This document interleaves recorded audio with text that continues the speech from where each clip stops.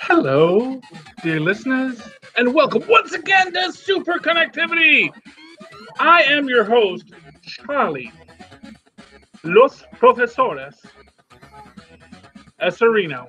And with me, as always, is the man who understands the quantum zone, the quantum realm, and all things quantifiable. Phil, I don't know Spanish, Perich. That's the one. Hey, Philip, glad Hello. to have you. Nice to be here. Did you see the big season finale? This seemed like it wasn't even 13 episodes. It was 10. It was 10. Oh, they're chinsing us. The big season finale of Cloak and Dagger. Yes. Cloak and Dagger. So that was the end of it. Season 1. Season 1, yeah. Oh, yeah. Only season 1, because that was a hit. That was a bona fide hit. Oh, yeah, they already said it's coming back. So, yeah. We even introduced our villain, our next season's villain. Oh, yeah. And, it said spring 2019, season 2. Yep. Electric Boogaloo. So.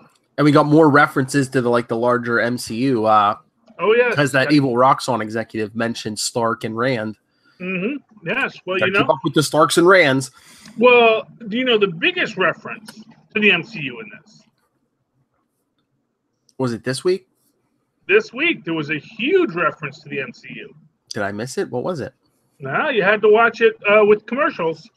Oh, I probably And the Black Panther sits down with Cloak and Dagger. Oh, yeah, I did see a few seconds of that, yes. Mr. Bozeman had a nice conversation with our two stars about, finding your voice as a hero.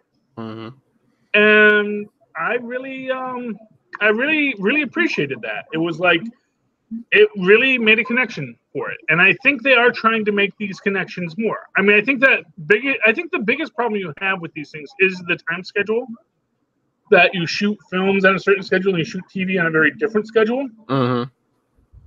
And they have to be so tight-lipped with the TV, with the movies, that they can't exactly do references on the TV shows unless they're going to up the security on the TV shows. Well, yeah, they already said that with the Netflix stuff. They said they don't, most of the big reason they don't make reference to the movies is like half the time they're like, we don't know when we're going to be, sometimes we don't know when we're going to be out, what movie's going to be out at that time. So although it will not surprise me if we do get the Netflix guys, maybe even Cloak and Dagger, not the Inhumans,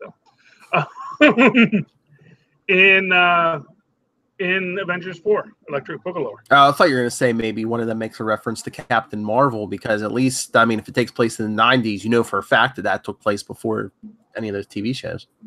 Well, yeah. But then you're going to have a hard time actually referencing. The only one you could actually reference, in which we will reference, is Peggy Carter. Yeah. So you may get some references to Zero Matter in there. That'd be cool. Which we got no references the entire time in Cloak and Dagger. I love this series, but I think if I had one nitpick with it, I believe they moved a little too slow story-wise. I guess I could see that. I mean, I think one of the problems that you have with these kinds of things is that, you're trying to tell this episodic television. Mm-hmm. And, in comic books, you have time for a real superpower fight every week, every month. Mm-hmm. It's the same as the regular one. But also, I guess maybe because they only had 10 episodes also, because, even the Netflix stuff usually gets 13 at least. Yeah, which I think maybe they were saying, well, what it is they had their one big bad, and it's not even really one big bad. It is, Roxxon is the big bad, but they're not really, they're too amorphous to really be a big bad. Because they're not even like Hydra, where it's like this conspiratorial organization. It's just, a group of people trying to pump magic out of the ground. Which, it could also be, too, maybe there was too much focus in too many different directions, because you did have the big bad Roxxon, but also Tyrone was trying to, clear his brother's name and get the dirty cop who killed his brother. And Yeah. So we're going in that direction also, and yeah. Well, because you had the parallel storylines, and yes, I gotta say, both of our heroes. Well, it's interesting because, of course, okay, spoilers ahead. We have what Dagger does to the Roxxon executive, which is probably the most heinous thing I can imagine. And it was premeditative and it was intentional. She puts him in that catatonic state, the way that Ivan had been for years. But I mean, you also say, she did look at his, I don't want to say hopes, but his, she was in his head and saw him like gleefully, pushing people back underwater and taking money off of them. And no, I'm not saying he doesn't have it coming. Here's the thing: it's not that he doesn't have it coming; it's that she very much exploited it, and she intentionally did it. And you compare that with Cloak, who, of course, is the darkness. When he takes out the cop, you can see Cloak isn't even doing it consciously. Yeah. It's really just the dark force reaching out and just taking him in. And you can see he's like, what the heck just happened? Where did the cop go? And they don't show us, but he is trapped in a little room with Dormammu at the moment, He better be. Well, they liked it and they did not disappoint, We don't even need that post-credits scene with Dormammu. We know exactly where he is and what's happening to him, and it's not a happy thing. But I just feel it's interesting that, Dagger is actively and premeditatedly being evil to the guy.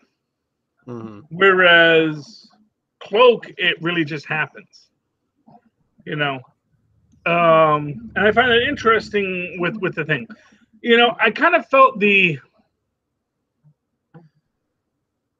big Roman candle into the sky was a little bit not what I was expecting. You know what I mean? Yeah. I kind of felt like that seems like a pretty cliche way to end it. I really was not pleased with that.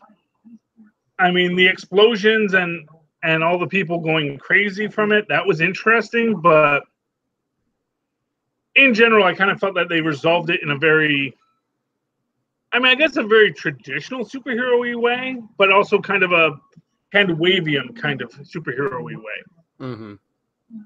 That's my opinion on that, Don't get me wrong, I liked it, it's enjoyable, it's fun, but, I thought its ending was a little soft. Well, I mean, the ending, because we see what happens to we kind of get a hint of what happens to O'Reilly. Oh yeah. She's now Mayhem, we assume. Well, yeah, they said season 2 will be Mayhem. Well, yes. Well, I don't know enough about Mayhem as a character. I did not read Brian Cronin's little thing on CBR about who is Mayhem. Well, in the comics, she was a cop who was poisoned and killed and came back and was looking to exact revenge and kill, I guess, the cop, or I think it was a cop who poisoned her. But I think she's a little late. I know, but I think they said, the comic book Mayhem worked with Cloak and Dagger. I think they said the TV version is going to be straight up like a villain, or at least someone they have to stop. Yeah. Well, because I'm guessing. Well, did Mayhem have any kind of powers? I believe so. Let me look this up. I know this was in the 80s, I believe so. Yeah, well, it's been a long time. Although I did read the most recent Cloak and Dagger book, which I did enjoy. Oh, did you? I didn't read that yet. Oh, okay, it's good. Yes. Because that's the one that is it digital only or digital first? Oh, I don't know. Yeah, I got it digitally, so possibly. Oh, Mayhem his abilities were to breathe toxic gas that produces multiple effects, retractable claws, levitation, and flight. Ooh, flight. There we go. Everyone loves to fly. Yeah, it'll be interesting to see what she does, how they further unfold the story. I am interested to see what they do with everyone as it goes on. I also thought it was very interesting that after the episode, we got the Runaways. I did record that. I didn't watch it yet, but yeah. What was it? Was his first episode, right? Yeah, the first episode of the Runaways, and I understand they are bringing the Runaways to Freeform, the old episodes, and I mean, it'd be neat if Freeform does. Freeform is also where our New Warriors show is supposed to be. Mm-hmm. So having a nice block of teen superhero shows on Freeform might be really awesome. I know over in DC you have your one teen superhero show, which all guys in their 30s. The Teen Titans, but we all have jobs. None of us are teenagers anymore. One of our guys is an insurance agent. In a short sleeve shirt. He's a cop. He's an insurance agent. He may be working as a cop, but he wants to be an insurance agent. He clearly dresses the part. You dress for the job you want, not the job you have, Phil. He's a disgruntled cop. Just look at his dialogue. Yeah. Batman. Oh, yeah. Batman. Anyway, so the Cloak and Dagger book is really nice. Cloak and Dagger clearly have had a falling out, and this is and I like because it's 10 years. They said it as a deck that Cloak and Dagger have been around for a decade, so you get a nice time frame for their characters. And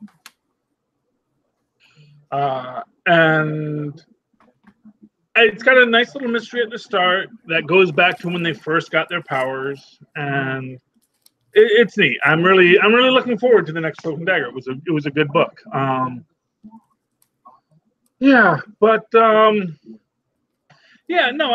did enjoy Cloak and Dagger a lot. I certainly did. I did not get to tweet it last night. I didn't even realize it was the last episode. Yeah. Like I said, it was only the 10th episode. Yeah, it's weird. It's I'm not even through Luke Cage yet, and this is already done. Yeah. Might come to episode 5, but I have to keep on going back and rewatching, and then Oh yeah.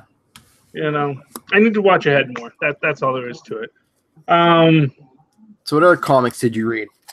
Well, I read Ta-Nehisi Coates' Captain America. Oh yeah, number 2. Yeah. Yes. That was good. I love how it's almost all internal dialogue. Mm-hmm. And we're really getting the conflict within Captain America. And our last panel reveal is very interesting for what it might imply. Yeah. Meeting with a foreign power that is possibly influencing him in some way. Well, Wakanda, T'Challa. Yeah, it's still a foreign power, man. Oh yeah. And it's a totalitarian society. Don't let the pretty beads fool you, man.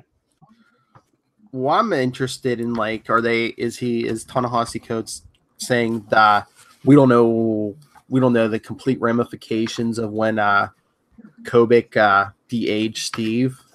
I mean, we know the whole thing with Hydra Cap, but I mean, we do get that panel, with Kobik saying, the idea that I can make you strong again. ... Yes.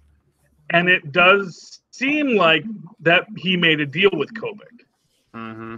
And what that deal is, we will soon learn. It's just, honestly, like I say, it's this Ta-Nehisi Coates guy. He's a pretty good writer. He's got a career in writing ahead of him, And I did I guess the big conspiracy, for the public now is did they lock up the right Cap? Is this Hydra Cap running around? And did the government lock up the real Cap? Or not for nothing. How do you know? Not only do you know is this the real Cap, but was there ever really 2 Caps? Oh yeah, that's the other part too. Yeah, it's did they just did they say this to clean up Steve Rogers' image?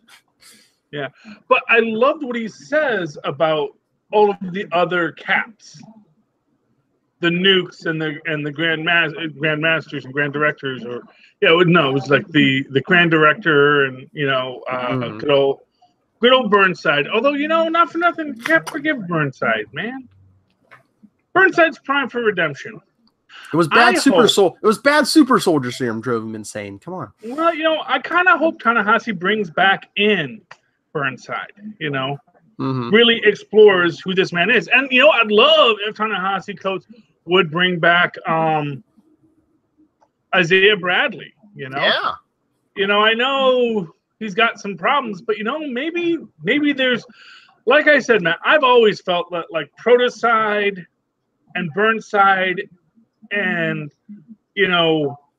Bradley should get together and like sort of figure out what their soldiers system, what their super soldier serums were missing to figure out how to fix it. I mean that's the thing. That would be that would be like a good duo to fight Steve Rogers, though, is Protocide and Burnside. Well, I've always imagined that Protocide shouldn't be a villain. No, but I mean, he did attack Steve Rogers in the past, though. Yeah, but he was also kind of here's my basic statement on Protocide. He was able to be manipulated, so maybe someone could manipulate him to do it again. He just came out of the ice. Steve Rogers attacked the Avengers when he first came out of the ice. Yeah. And here's my biggest thing about Protocide, and I've always said this, okay? So the super soldier serum increases your intellect as well. And the thing is, for Rogers and Burnside, when their intellect got a boost, they didn't even notice it. They didn't even notice it so much that when Rogers lost the super soldier serum, he didn't even realize how much off his game he was. Because he was always a smart guy. And it's sort of like the David Banner thing, where he's like, I'm still a physicist, I'm still real smart, but I'm not the guy creating, personal force fields and, super intelligent AIs anymore. That's not who I am anymore. And that's the thing. It's like Steve Rogers, with the super soldier serum, is a Reed Richards level intellect, but he was always smart. So when he lost that, he doesn't immediately realize that he lost anything. He still thinks he's on that Reed Richards level, which is why Reed Richards and and his group are running circles around him when they were, before what was it? What was that group called? The Illuminati. Yeah. You weren't saying Steve Rogers was on Reed Richards level, are you? You're saying Banner, right? Oh, no, I don't see that. I mean, I could see an increase in IQ for Steve Rogers, but I think it's more like he's more like a strategist now. He's like the chess player who can see 6 moves ahead. He's not splitting the atom. Well, no. Well, that's because that's not where he decided to put his study. True. That's the thing. It's like Reed Richards can think 6 moves ahead. He can also split atoms. He can do all these things.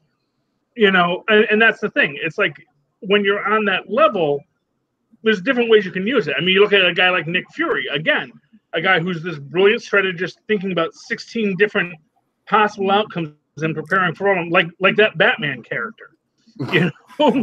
Always with that thing where he's got a little bit of prep time, he's good. And that's the thing. But the thing is that Steve Rogers didn't notice when he lost it. Mm-hmm. Now you got a guy like Protocide. Protocide wasn't a smart guy before he got the powers. He was honestly just a big dumb guy. He was a good soldier, but he was a big dumb guy. Mm-hmm. And when his intellect got boosted, I mean, he didn't even notice he got stronger. He was always strong. When his intellect got boosted, suddenly it freaked him out, and he got real quiet. Mm-hmm. Because now, and that's why it was, he must have had brain damage. He doesn't talk. It's like, no, he's just listening to everybody else. And if he got that kind of intellectual boost, then he's going to be the guy who's thinking in these different ways than he ever thought before. Whoa. And I think the first thing he's going to think about is like, well, okay, so I got half a serum. Bradley got half a serum. What's his name? And one thing you might even immediately realize is that Burnside got the injectable. He got the oral. Mm-hmm. So they each have half the super soldier serum. Mm-hmm. So, and then we all know it's the Vita rays that are the stabilizing factor. So I got to imagine that he's going to want to seek out the rest of it to put it all together. And I would love to see the 3 Captain Americas made whole. And they can either be antagonists or protagonists with Cap. I mean, that's my thing. I think the thing that makes Protocide dangerous is yeah, he does get that IQ boost, and it not only does he see, you know, how maybe low down he was before, but now he intellectually he can see, you know, how all these officials have been using him, and you know, they use me as a guinea pig, and you know. Oh, I don't think he's. I mean, I certainly think he might want to tear down the establishment. He could be. You know what he? Next time we see Protocide, What? He should be the new Everyman. Remember Everyman from the 70s or the 80s? Yeah. I thought you were about to say he could be the new Flag Smasher or something. No, Flag Smasher. Rich kid got a fancy flying car. No, Everyman. Yeah, but no, I could see him saying, you know, the governments of the world, you know, use and abuse the little guy, you know. So let's tear him down. Yeah, but that was also Everyman's thing, and True. Not for nothing, Everyman, of course, had a tie to the Grand Director when he was given the absorpent can that stole Reed Richards' intellect. Mm-hmm. Remember that good old Marvel team up with Spider-Man? Uncle Reed. Uncle Reed, man. These are good things. These are good stories, man. Revisit them, Marvel. I know. Oh, that got me excited too. I didn't realize until I checked a couple days ago. You know, Fantastic Four comes back on Wednesday, right? Yes, I do. Yes. And, you know, I was a little disappointed. That the Requiem wound up being Gamora. I figured they were going to make it either Gamora or Nebula. I thought it was going to be Reed Richards. Nah. Well, I thought it might have been what was it called? The Raider. What would the evil Raider?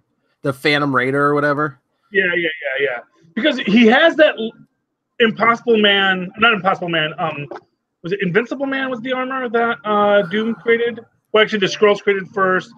Gave it to a character who's supposed to be something like that. Yeah. Storm's dad and John Storm's dad.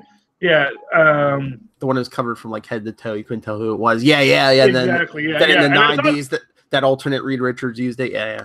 Yeah, exactly. When he comes back and he starts killing off all the Fantastic Fours because his Fantastic Four died. Well, no, I mean, I was pretty sure it wasn't Reed because I believe they were saying even in the solicits that it was a her. So. Oh, okay. Well, I'm pretty sure. Well, actually, I was thinking it might have been Sue. Was actually what I was thinking. Could have been. It might have been a Sue version of it, but yeah. But I mean, after the, you know, she kills Thanos, I was pretty sure it was Gamora or Nebula. Yeah. Okay. Yeah. I mean, yeah. I guess it is. Like I said, the visual cues are probably what threw me. And I mean, I think it's like a tie to the whole Soul Stone thing because Nebula's looking for the Soul Stone. She left a piece of herself in there, and it's apparently corrupting the Soul Stone. Yeah. Oh, I guess we're gonna do Infinity Wars. Infinity Wars #1. Oh, okay. Yeah. I mean, well, it's just a natural flow. Yeah. It was natural flow. I'm gonna tie it all back. I was trying to get to Incredible Hulk, but we'll do this too. But you know, it's you jump around, Phil. Come on. Yeah. I know. But yeah, I mean, I think the stones are corrupted, especially, you know, since, you know, the universe has been changed and the stones have been changed. Yeah, and you know, not for nothing, like heroic Loki says, you know, I don't think this universe is long, which is interesting to me. You know, what I loved about that is because it made me think of my favorite what if that I've imagined that has never been written, which is what if Loki had been Don Blake. Oh, we can't. Oh, you're talking about we get the alternate Loki as the hammer. We get the heroic Loki. Yeah. Because I was actually thinking, you know, wouldn't that? Because this is this idea, like, you know, Loki's this big screw up too. Thor's a big screw up, but so is Loki. And what if Odin punished Loki by making him Don Blake? It's just funny because he's like, in this universe, Loki is the unworthy trickster. So I'm guessing Thor's the trickster in that universe. Yeah, something. You know. Well, he also references Sif the Grim. You know, Sif the Grim, yes. Well, you know, it's obviously that mirror universe where, you know, the bad guys are the good guys and the good guys are the bad guys. But still, I mean, you can still tell he's a Loki because he has his Infinity Stones just like attached to his chest. Well, you need those things. You're going to go battling, you know, Soul Eaters and whatnot. Oh yeah. For Got Odin a plan ahead, Phil. For Odin and beloved Asgard. Yes. Oh yeah, but that was. I mean, it was a good story. And not for nothing, as Loki says, clearly that was not a superior Loki. Because he wants to go and find out who's messing with his life. Who do you think it is? Is it Franklin? Is it Valeria? Is it Reed? Or is it Stan Lee? Ha ha! Excelsior! Is it someone with a stone? No, it's someone that is from the original reality they mentioned. The prime reality. Which That's us, I guess. Is this the prime? I was gonna say, is this the prime reality, or I don't know. I don't know. I mean, it's interesting. Like I said, I don't know. I don't know if they're gonna get that metafictional with it. Last time we went to heaven, we had Jack Kirby be God. But it's probably somebody that wants to make Stan Lee God. Where they go there and it's actually Jim Shooter. What? No. Just a really tall man who says, "I am your God now." What did you think about that whole scene in Central Park when everyone with an Infinity Stone shows up? Yeah, I don't know why someone doesn't just smack Turk on the head and take his stone. He's got like really B-list supervillains backing him up. Yeah, but he's got the Mind Stone too. You better hope you hit him. And Captain Marvel has the Reality Stone. I know. It's like, really, what are you gonna do, Turk? Well, Black Widow played it smart. I mean, she was like sitting how far away with a sniper rifle. Yeah, and honestly, if I was Doctor Strange in that moment, I would have said, Black Widow, as soon as Turk shows up, just pop him in the head. Yeah, pop him in the head. It's not a healing stone. It's like, okay, well, that was solved. Problem solved. Thank you.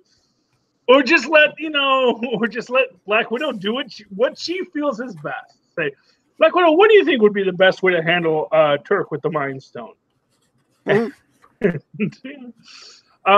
get a lot about how the stones are interconnected in this, and maybe even somewhat of the corruption. I've always said the stones, and I feel this about the cinematic universe expressly. I think it influences throughout what we see now, is that the stones are actually the ones. It's not that it's not that Thanos chose the stones. It's that the stones chose Thanos. Because I do feel the stones can shut themselves down when they don't want to play. Because we saw both the orb do this, the power stone. We saw the orb do this, and we saw the Tesseract do this. Both stones, after they got abused, they said, "You know what? I'm not playing with you people." And I do feel that's what happened to that world, was that basically the Power Stone was being used to create a world without want. Basically doing what everyone says, well, why didn't Thanos just double the amount of good stuff in the universe? Then you don't have to worry. But I feel like what it was is that the stone just decided that all these people became so reliant on it that the stone one day just shut itself down and says, I'm not providing for you anymore. Guardians of the Galaxy Volume 1. Because you'll remember when you go to that world, you see that it used to be this paradise, just sort of like how Thanos describes Titan used to be. And then when you get to the final version, which had the Infinity Stone in it, it is like we see Titan is now. The gravity's off kilter. I don't know how gravity gets off kilter on your planet from something, but yeah, apparently. I guess you can argue you mined out all the resources, so now there's that hollowness inside the Earth. So like the gravity is, or the power just knocks it off its axis or whatever. Yeah, whatever. But yeah, but you see that very clear parallel between the planet on which the orb was found and the planet that Titan became. So I do think that's intentional when you talk about that MCU thing. So I think that basically this planet had the orb. They were using the orb to make their planet a planet of plenty. And then one day the orb went away. And then it all just fell apart. That is the question. Anyway, hey, you want to talk about Hulk? Sure, Immortal Hulk. What is it, number 4? Yep. Mortal Hulk #4. I really liked this one. Aside from the fact that I was wondering if Noah Swanson was another 70s Hulk reference. I don't know. For some reason it's just like, wait, who is Noah Swanson? That sounds so familiar to me. But I could be wrong. But what I will say about this is I love Jackie fighting with her editor Murray about because of course her editor's named Murray about her expense account, just like Jack McGee used to. Yay! And the thing I wanted to bring up in this was this idea about that I was going to link to Protocide when we were talking about him, was the idea that Sasquatch used to be just the big dumb jock. He wasn't a dumb jock. He was actually a brilliant jock. He was sort of in his own way like Ben Grimm. Everyone thinks Ben Grimm's dumb. That's because he's always standing next to Reed Richards. Oh. And that like Ben Grimm's like, no, actually I have a master's in aeronautical and astronomical engineering. I actually I fly spaceships for a living with one less finger than everybody else has. So trust me, I know what I'm doing. But I liked the fact that that Banner got really jealous when Walter sort of got interested in science, because of course it freaked Banner out because all he had was his intellect, and here was a guy who was possibly just as smart as him, but also big and strong, and it scared Banner and made him fly into a rage. Now, the other thing that I wonder is, do you think that the gamma radiation from both of these guys is what caused the anger in the bar? Maybe. Yeah, it just seems weird. Like that rage came out of nowhere. Maybe. Well, exactly. It came out of nowhere, or it came out of Sasquatch. And as we see, as they said, that when they did the gamma bomb testing in Antarctica or in the Arctic Circle, it opened the gateway. And that's how the elder Sasquatch god got out and all this kind of stuff. And it's still in there. And we do see that we now have an immortal Sasquatch. I mean, and then that ending, it just, I was like, so what are they trying to say here? Are they trying to say, when these guys first get bombarded with the gamma radiation, they can kind of control their other halves, but once you die at least that first time, then the halves come back a little more darker? Well, yes. What I think it is that the gamma radiation is tied to this magical force realm of anger. Essentially, that rage dimension, if you will. Well, and plus, a speed force, but it's a rage force. Well, plus, Banner gets killed and keeps coming back. Maybe you get killed and your body keeps coming back, but maybe your soul never comes back. No, I mean that's a possibility, but I actually think it's more just, I think there's an interesting. Charlie's like, science, damn it. No. I was actually referencing, there's an old horror film. I want to think it's called Psychomania or Cyclemania. And it's about this guy who comes to this realization that if you basically commit suicide with no fear, you come back. And then you have no fear of death after that, because you can just come back whenever you want to. And that when you remove the fear of death, when you remove mortality, that humanity often turns to darkness, that people might turn to darkness if they didn't have fear of death. And so there is this aspect of it that it's not so much that the gamma radiation is making you evil, it's that losing the fear of death drives you a little bit mad, or makes you no longer worried about the consequences of your action, makes you into sociopath. Oh. Yes. That's a theory. Now, of course, in Cyclemania, like I said, it was about bikers. They were British. But, they were already sociopaths by the time they crossed that line. So, and not for nothing, Bruce Banner, probably already a sociopath by the time he crossed that line. Man builds gamma bombs. Well, there's all of that childhood trauma of his watching his father kill his mother, too. Yeah. Because I think they said no. That's kind of the theory. Is like, you know, he already had these multiple personalities and yada yada. It's still not so much the gamma radiation created the Hulk, but so much as gave it a physical form.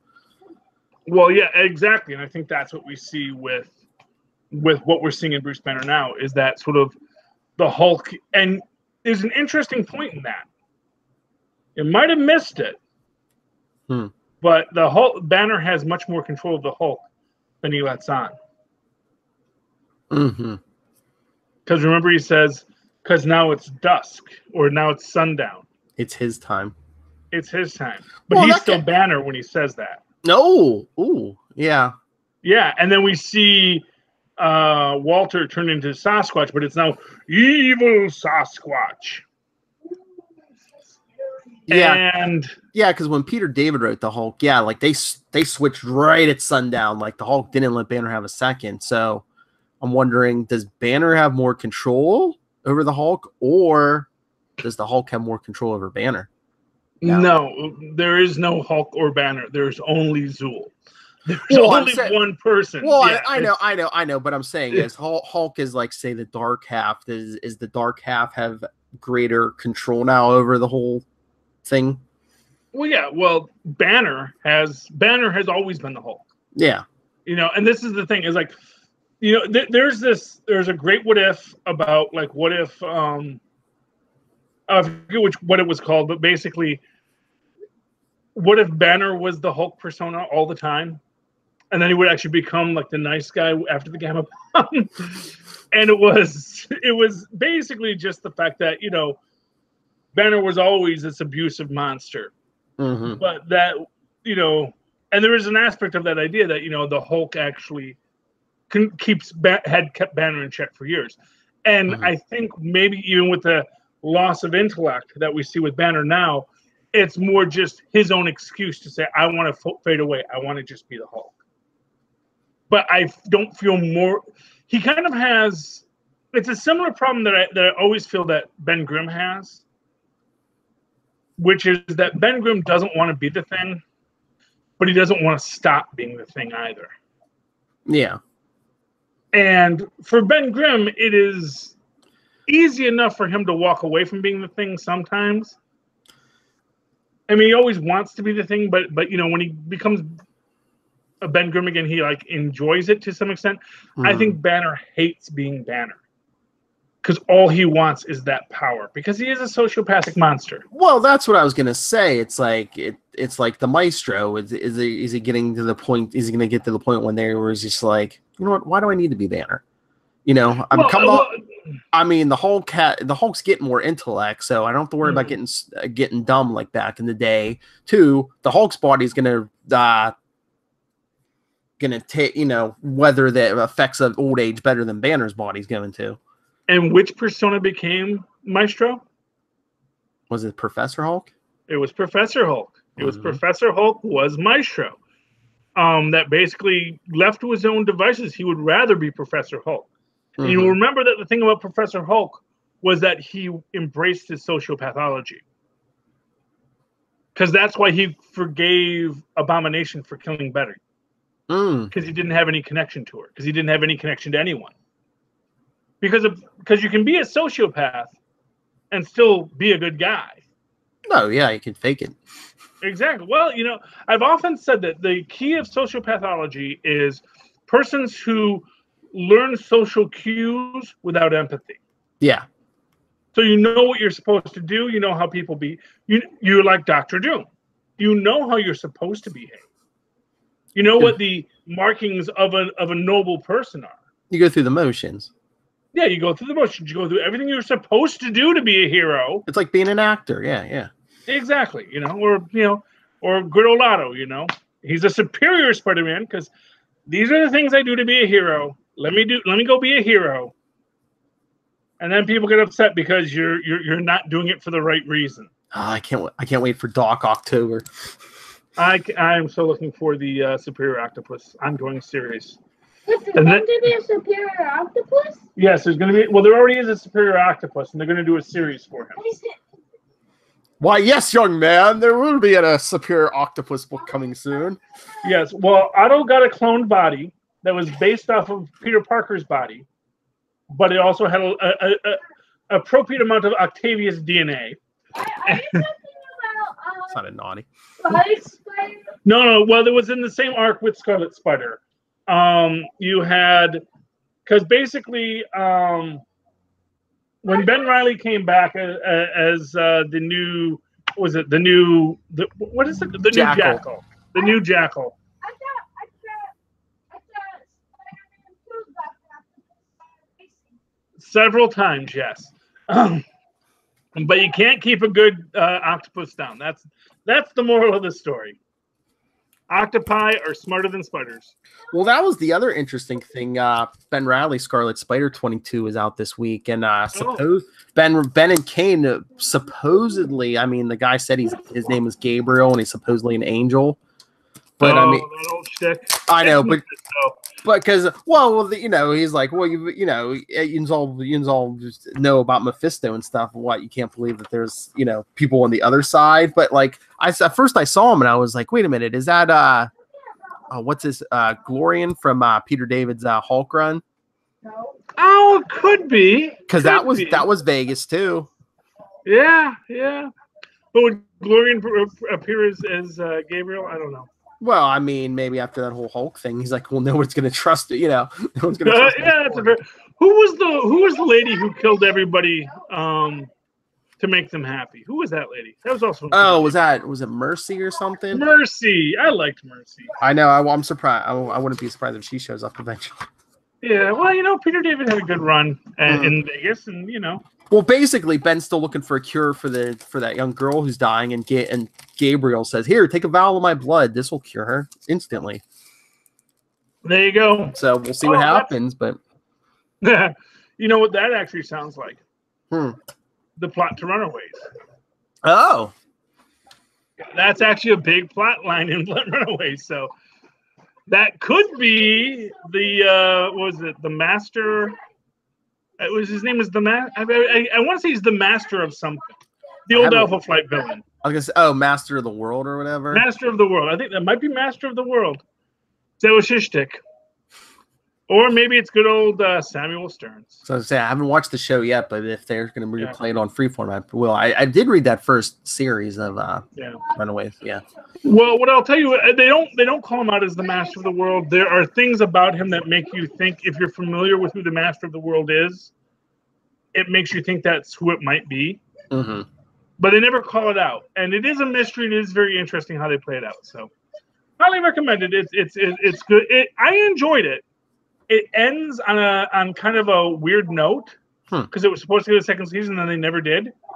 So I think maybe they're moving it to Freeform is to sort of give it that opportunity to get that following, to get that second season. I mean, unless they're still going to put them on Hulu first, and that putting season 1 on Freeform is kind of like their ad, like, hey, you want to go see season 2? Go check it out on Hulu. Disney now owns Hulu, so yeah. I mean, especially putting it right, the first episode right after the season finale of Cloak and Dagger. It's like, hey kids, you like Cloak and Dagger? You might like this show. Yes.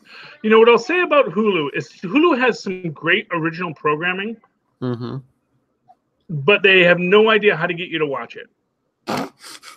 It's like Hulu has recommended 2 or 3 shows to me.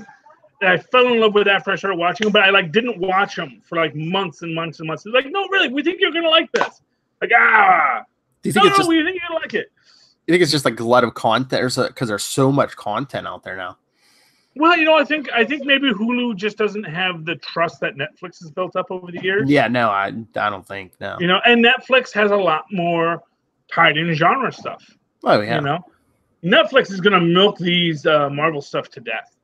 I do not think you're ever going to have a season without a Daredevil or Luke Cage or Jessica Jones or another spinoff. I think Netflix says, no, we got this. We're tied to you guys. We ain't letting go. Because I think that is one of the things that is keeping Netflix around, quite frankly. Oh, yeah. But I really liked the Hulk this week. It was really good. I did read Super Sons. Oh, did you? Yeah. Isn't gold kryptonite supposed to take away your powers forever, though? I I know back in the day, but you know, every time they switch continuities, I'm like, I don't know if. I mean, who said? I don't know if that's real gold crypto. Who knows? And as another thing, like, are these guys from the Mojoverse? I don't know. I don't know if it's Because they remind me of the X Babies. That's all I'm gonna say. I know those villains. Yeah, I don't know if that's supposed to be like, you know, they're like from a planet, you know, like Bizarro's from Bizarro World or whatever. Yeah, they haven't explained that yet, but. Well, I thought like maybe they're like supposed to. What was that Earth? What was the Earth that was the Mirror Earth? You know, with Owlman and Ultraman and Was that like Amazon? Earth 3 or whatever? Yeah, Earth something or other. Yeah. Well, they like supposed to be from that Earth, and maybe they're pan-dimensional. At first, you know, when they first, I thought it was going to be Dr. Sylvania. Yeah. You know, hey, Shazam is coming. Got to play it. Oh, that's true. I'm a little disappointed that Black Adam's the villain, not Dr. Sylvania. What, in the first one? Yeah, in the first Shazam film, like they're gonna go right to Black Adam. I didn't think. Did they announce that? I don't think I heard that. I don't know who the villain's was. Well, I thought The Rock is The Rock. Everything I've heard says The Rock is in it. Back at months and months ago, I thought they were talking about giving him like his Black Adam his own solo movie, then maybe putting him in 2. I don't know. Let's ask Lilith in a couple minutes on Capes and Lunatic. Yes, we can certainly do that. Yeah, you know, I mean, I like Dr. Sylvania. I mean, sure, he is literally a Lex Luthor ripoff. I love his appliances. Mm-hmm. Although, to be fair, he actually isn't a Lex Luthor ripoff because I think that the original Lex Luthor, you know, was the red-haired Lex Luthor, and I don't think bald Lex Luthor came before Sylvania. I'm not sure of that. I think Dr. Sylvania was just a typical bald evil genius character. We'll have to ask Lilith if bald Lex Luthor came before Dr. Sylvania, or if Dr. Sylvania came before bald Lex Luthor. Ooh, yes. Who was originally actually supposed to be an extra-dimensional being, the original red-headed Lex Luthor. As I recall, I haven't read Superman #2 in a while, so that was #2, wasn't it? Superman #2. I don't know. I know he had a blimp. Oh, blimp and red hair. Have a blimp and red hair. How can you not be a supervillain? Anyway, anything else? Let's see what. But Super Sons, that was cool. Yeah. You know, I mean, I don't like that it takes place like in between books. You know. Yeah. The story takes place after that book, but before the new book that kind of ruins the Super Sons continuity. Well, you know why. Bendis. This isn't a Bendis book, though, right? No, but I'm saying I think they kind of ended everything super previously to Bendis, so Bendis can take control. Although they are bringing the Supergirl ongoing title back, so. Okay, well, so good for that, I suppose. Yeah, honestly, I think they're going to bring all of them back. I was even seeing stuff with like New Superman recently. Yeah, well, I think. I think they overbought on Bendis, and now they're like, you know what? Yeah, they're course correcting because Lil said she has inside info that his numbers aren't as good as they thought they were going to be. So. Of course they're not. I know. We told them this from the minute they announced it. We told them this. I know. Yeah, they need to subscribe. They need to click the subscribe button. That's right. Subscribe on YouTube. Subscribe on the podcast, DC. You know, you guys need to do this stuff because we'll tell you what to do. We'll steer the ship for you. We'll steer the ship for you. We're not saying we want credits, man. You take the credit, DC. We'll take the cash. Come on. Ding ding. I just want to see good stories be made. I don't care about the credit. I don't care about the cash. Hey, I like it. They could give us some cheddar. Come on. They can give us some cheddar, but you know what? Give us some cheddar. They can give us some Cheez-Its. That's fine too. I don't need the actual cheddar. Just a little cheese, DC. That's right. Good stories and just a tiny bit of cheddar. All right. Are we done? Yeah, well, as done as we're going to be, Phil. I mean, we're done, and then we're going to do it all again in 7 minutes. So that's right. No rest for the weary, no rest for the wicked. That's why I'm so saintly. Philip, how can people find you if they'd like to talk to you about all the wonderful things that you do when you connect things outside of Superconnectivity? And if you if you want to discuss any of this nonsense with me, or if you're a comic creator and you want to do an interview because Superconnectivity episode 200 is coming in a few weeks, email me, nightwingpdp@gmail.com, and on Twitter, I am @nightwingpdp. And if you're a creator and you want a brilliant idea, we'll give them to you offline so you can claim them all as your own. My promise to you. And of course, if you'd like to write to me in that old-fashioned email way the way our Moz and Pods once did, write to us. Write to me specifically, but all of us together, because we all like the mail, at superconnectivityblog@gmail.com. That's superconnectivityblog, all one very long word, at gmail.com.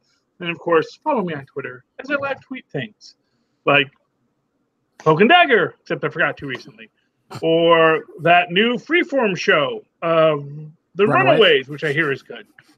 Runaways, run away.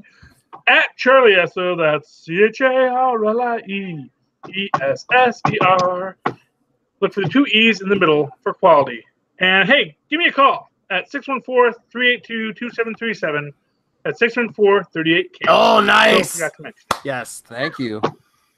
Ladies and gentlemen, thank you for connecting with me and Phil once again in the glorious world that is Superconnectivity.